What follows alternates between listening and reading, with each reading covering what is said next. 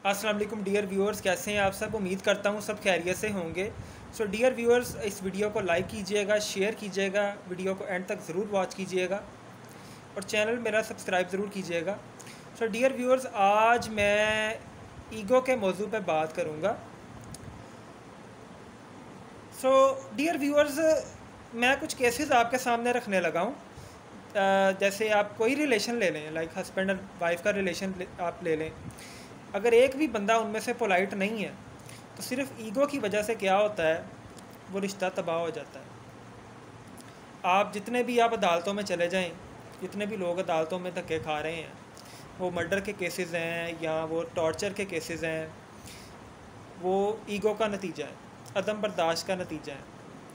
इसी तरह जो नस्ल दर नस्ल चलते हुए आ रहे जायदाद के तनाज़ात हैं, एक छोटे से ज़मीन के टुकड़े की खातिर लोगों के अंदर ईगो इतनी बढ़ जाती है कि उनकी जो नस्ल दर नस्ल है वो मुकदमात भुगत रही है, और उन मुकदमात को जिनका कोई नतीजा ईगो की वजह से नहीं निकल रहा। 80-80 साल से मुकदमे चल रहे हैं और उनकी जो नस्लें हैं वो अदालतों में धक्के खा रही हैं।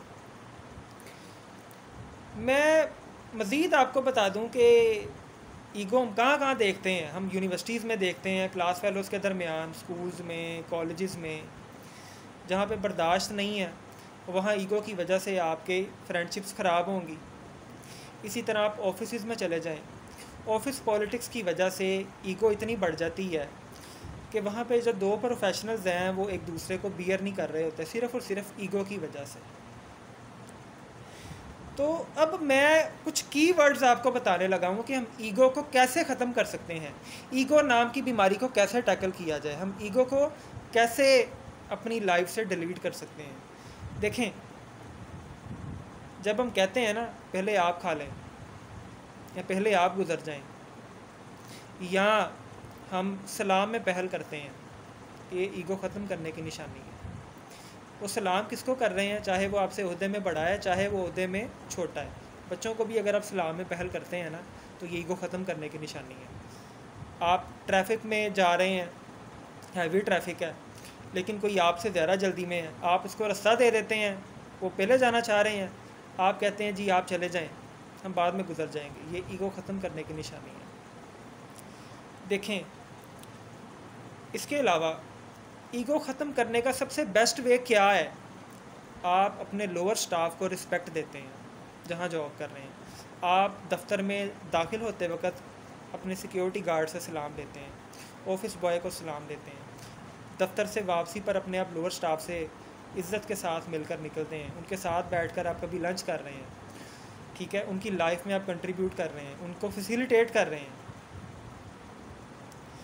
तो मैं इन सब बातों का जो मैं आपका मकसद एक बता दूं कि ईगो को लाजमी ख़त्म होना चाहिए। वो किसी भी शक्ल में है, वो स्टेटस की शक्ल में है, सुपीरियरिटी कम्प्लेक्स की शक्ल में है। ईगो को ख़त्म करना बहुत ज़रूरी है। क्यों? आप जिस जगह पे भी पहुंच गए हैं, आप जिस मकाम पे बैठे हैं, आप डायरेक्टर हैं, डिप्टी डायरेक्टर हैं, आप एसोसिएट प्रोफेसर हैं, आप सीनियर प्रोफेसर हैं, आप कुछ भी हैं। देखें, इंसान कभी भी इतने बड़े ओहदों पर पहुंचकर भी, दुनिया की सारी दौलत इकट्ठी करके भी, वो उसी 60 से 70 साल की जो एज है ना, वो उसकी कैद में है। उसके बाद उसने चले जाना है। ये दुनिया की जो आर्जी शान व शौकत है, रुतबे हैं, मर्तबे हैं, ये सब कुछ इधर ही रह जाएगा। आगे क्या जाएगा? आपका अच्छा अखलाक। तो आज से हम अपने आप से ये अहद करें कि हम अपनी ईगो को ख़त्म करेंगे, और ईगो को ख़त्म करने के क्या तरीके हैं वो मैं अपने इस लेक्चर में बता चुका हूँ। हमेशा खुश रहें, आबाद रहें। शुक्रिया।